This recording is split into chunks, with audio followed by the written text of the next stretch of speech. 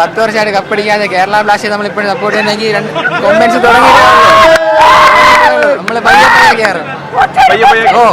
Kerala super ലീഗിന്റെ രണ്ടാമത്തെ സീസണിൽ രണ്ടാമത്തെ പരാജയമാണ് ഈ തവണ തിരുവനന്തപുരം കൊമ്പൻസ് തൃശൂർ മാജിക് എഫ്സിയോട് ഏറ്റുവാങ്ങിയിരിക്കുന്നത്. അതിൽ പ്രധാനമായിട്ടും പറയാനുള്ളത് 12ാം മിനിറ്റിൽ ക്യാപ്റ്റൻ മെയിൽസൺ നേടിയ ഗോൾ തന്നെയാണ്. ആ ഗോൾ തന്നെയാണ് ഈ കളിയെ മുന്നോട്ട് കൊണ്ടുപോയത്. അതിനുശേഷം തൃശൂർ മാജിക് എഫ്സിയുടെ മാന്ത്രികതയിൽ ഉയർന്ന പ്രതിരോധ പൂട്ടുകൊണ്ടാണ് ഈ കളി പിന്നീട് മുന്നോട്ട് പോയത്. ശേഷം പലതവണ തിരുവനന്തപുരം എഫ് സി ഗോൾ നേടാൻ ശ്രമിച്ചെങ്കിലും നല്ല ശ്രമങ്ങൾ നടന്നെങ്കിലും ഒന്നും നടന്നില്ല എന്ന് തന്നെയാണ് ഇതിൽ പറയാനുള്ളത്.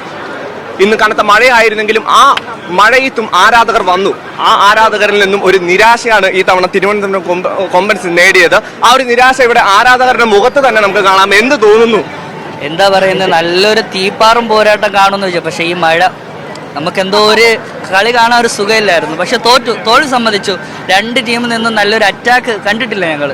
പക്ഷേ ആദ്യത്തെ ആ ഒരു നിമിഷം ആ ഒരു മിസ്റ്റേക്കിൽ ഒരു ഗോൾ കയറി. നല്ലൊരു മുന്നേറ്റമായിരുന്നു തൃശ്ശൂരിൻ്റെ, അത് നമ്മൾ സമ്മതിക്കുക. പക്ഷേ തോൽവി നമ്മൾ സമ്മതിക്കുന്നുണ്ട്. എന്തായാലും നമ്മൾ തിരിച്ചു വരണം. ഇനി ഞങ്ങൾ തിരിച്ചു വരും. ഈ തോൽവിയിലൂടെ ഞങ്ങൾ ഒരുപാട് പഠിക്കുന്നുണ്ട്.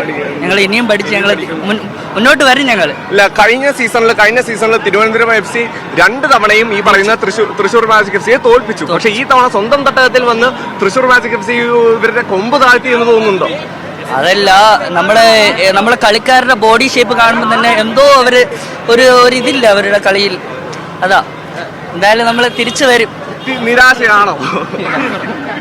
10 വർഷമായിട്ട് കപ്പടിക്കാതെ കേരള ബ്ലാസ്റ്റേഴ്സ് നമ്മളിപ്പോഴും സപ്പോർട്ട് ചെയ്യുന്നെങ്കിൽ കോമ്പൻസ് തുടങ്ങിയിട്ടേ നമ്മൾ പയ്യെ കയറും. അപ്പോൾ ഇനിയും കയറുമെന്ന് തന്നെയാണ് ആരാധകർ വിശ്വസിക്കുന്നത്. ഇനിയും തിരിച്ചു വരവ് ഉണ്ടാകുമെന്ന് തന്നെ പ്രതീക്ഷയോടുകൂടി ക്യാമറ പേഴ്സൺ സാദിഖ് പാറക്കലിനോടൊപ്പം ഇസ്സത്ത് സുൽഫിക്കർ, മീഡിയ 1.